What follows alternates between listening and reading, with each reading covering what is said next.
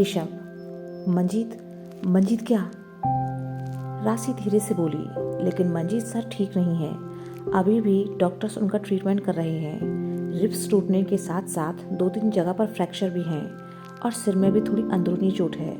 अभी कुछ कह नहीं सकते, बाकी सुनिए आकर बताएगी। जय की सलामती की खबर सुनकर जहाँ एक और ऋषभ के दिल को ठंडक पहुंची, तो वहीं मंजीत के लिए उसकी चिंता बढ़ गई कि अगर उसे कुछ भी हो गया तो क्या जवाब दूंगा अंश को, कैसे उसका सामना करूंगा मैं।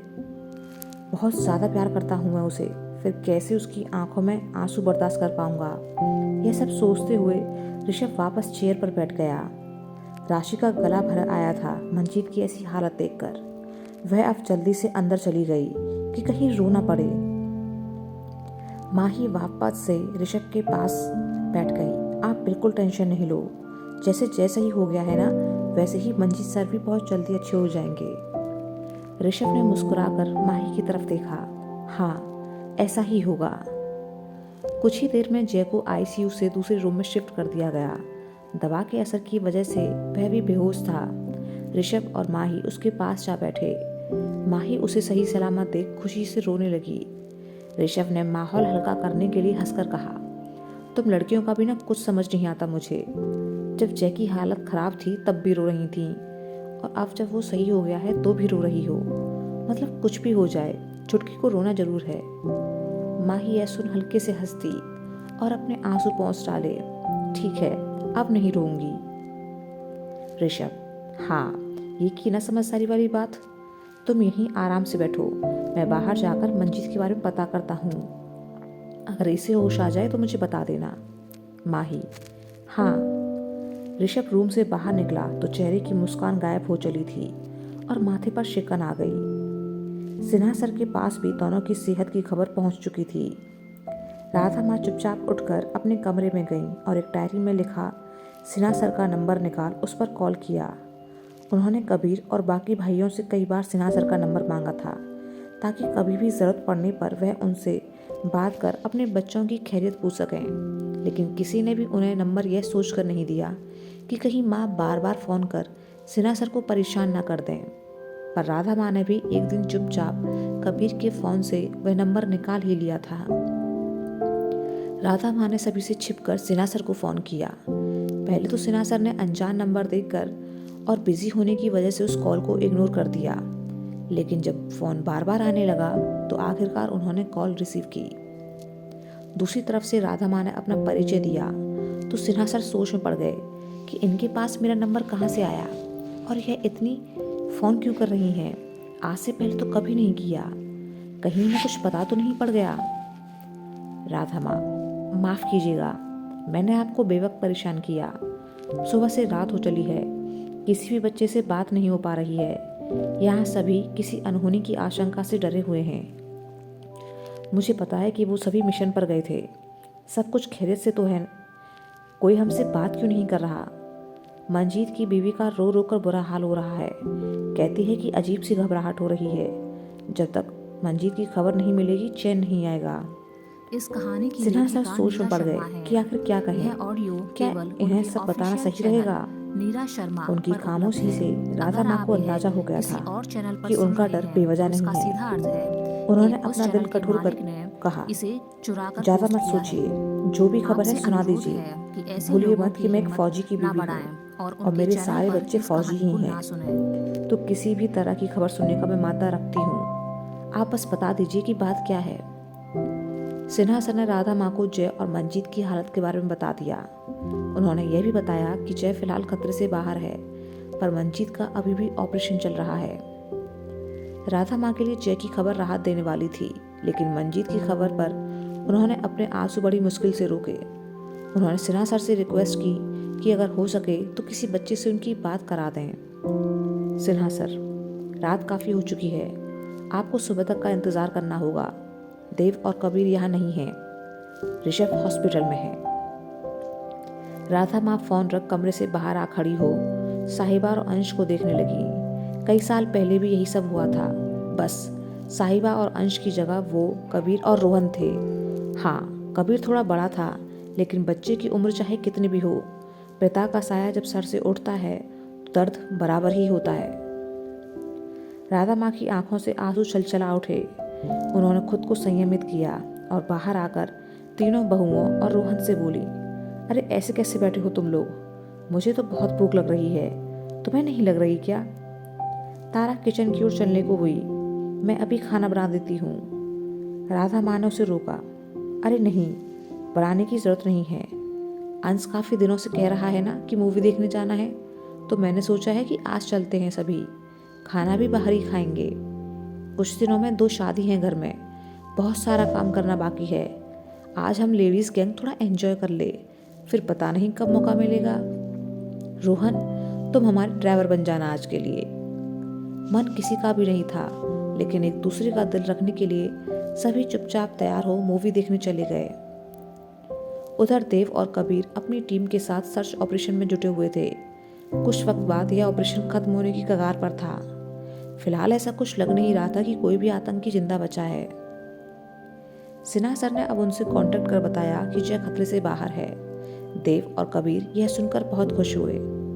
कबीर ने उत्सुकता से कहा, और मंजीत मंजीत कैसा है सर? सिन्हा सर, अभी कुछ कह नहीं सकते, काफ़ी चोटें लगी हैं उसे। डॉक्टर्स अभी अपना काम कर रहे हैं। तुम लोग होशियारी से काम लेना, जरा संभल कर। कबीर मंजीत का सोचकर चुप सा पड़ गया।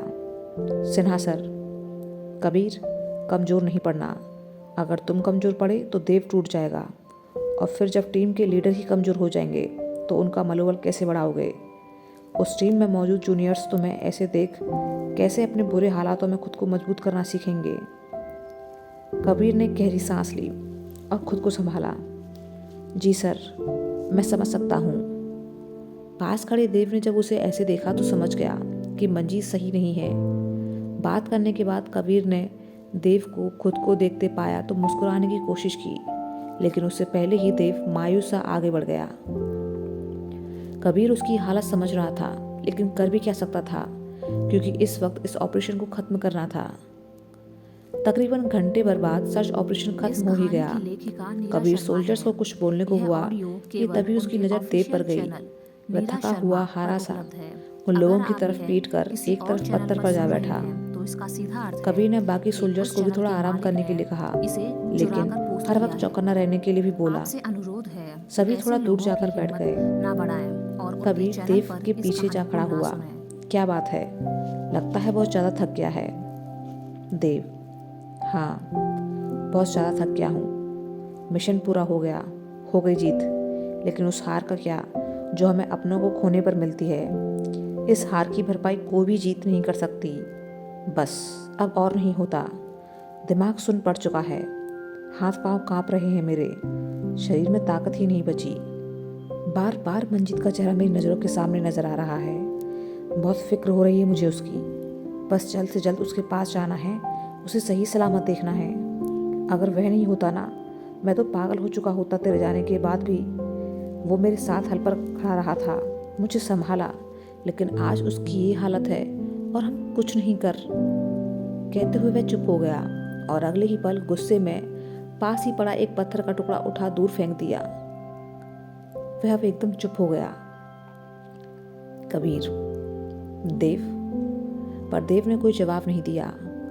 कबीर ने और 2-3 बार उसे पुकारा, लेकिन तब भी कोई जवाब नहीं। कबीर परेशान सा आगे बढ़ देव के सामने जा खड़ा हुआ तो देखा कि उसकी आंखों से आंसू बह रहे थे। कबीर ने आगे बढ़ उसे सहारा दिया। रोता क्यों है? सब ठीक हो जाएगा।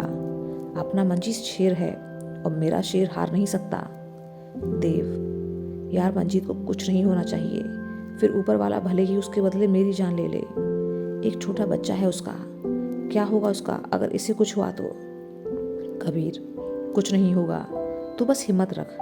कल सुबह हम मंजीत के पास होंगे और वो बिल्कुल ठीक होगा, सब ठीक होगा। देव बच्चों की तरह फूट फूट कर रोने लगा। मुझे मेरा भाई चाहिए, अब और नहीं होता।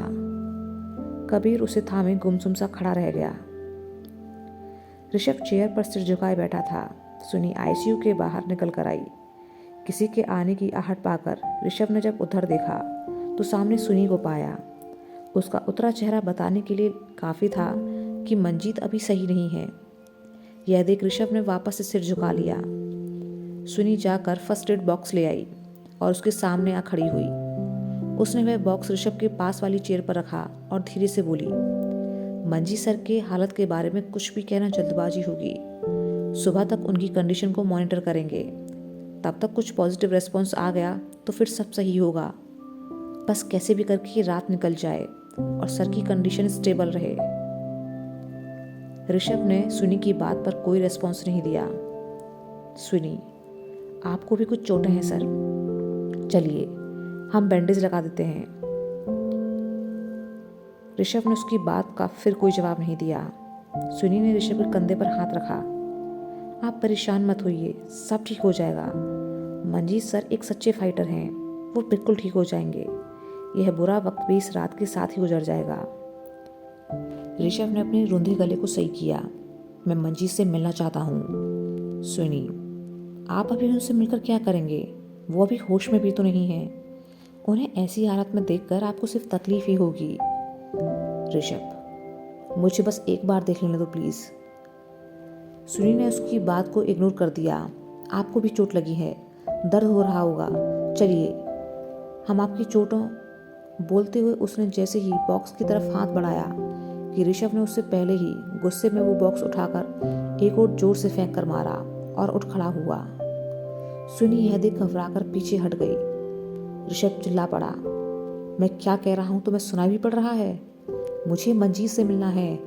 मेरी तकलीफ के बारे में तुम्हें ज्यादा परेशान होने की जरूरत नहीं है। तुम बस अपनी शादी पर ध्यान दो। तुम तो खुश हो ना? ये छोटी छोटी चोटें दिखाई दे रही हैं तुम्हें, लेकिन इतना बड़ा दर्द नजर नहीं आ रहा तुम्हें जो मेरे भाई के लिए है। सुनी सहमी सी बोली, सॉरी सर, आप नहीं मिल सकते। ऋषभ, मैं मिलूंगा, कौन रुकेगा मुझे? सुनी उसके सामने खड़ी हो गई। अंदर सीनियर डॉक्टर्स हैं, शोर मत करिए वरना वो बाहर आ जाएंगे। ऋषभ, आने दो, मैं नहीं डरता किसी से। देखो तो सही कि क्या किया है तुम लोगों ने मेरे भाई के साथ। पहले तो इतनी हालत खराब नहीं थी उसकी, अब पता नहीं तुम लोग क्या क्या बता रहे हो। ऋषभ ने सुनी को एक तरफ किया और आईसीयू के अंदर जाने को हुआ। मैं मिलूंगा उससे, किसी की नहीं सुनूंगा आज मैं। तभी सुनी उसके पीछे आकर खड़ी हो गई और उसे रोकने की कोशिश करने लगी। हम मना कर रहे हैं ना आपसे, नहीं जाना मतलब नहीं जाना। ऋषभ ने एक बार उसे फिर से हटा दिया। तुम होती कौन हो मुझे रोकने वाली? बहुत सुन ली तुम्हारी, अब और नहीं। सुनी ने देखा कि ऋषभ रुकने का नाम ही नहीं ले रहा है तो वह जल्दी से बोल पड़ी, आपको हमारी कसम है जो आपने एक कदम भी आगे बढ़ाया तो। ऋषभ ने जैसे ही ये सुना उसके कदम ठहर गए। उसने पीछे मुड़कर सुनी की ओर गुस्से से घूर कर देखा और अगले ही पल वहां से बाहर चला गया। सुनी उदास सी उसे जाते देख रही थी।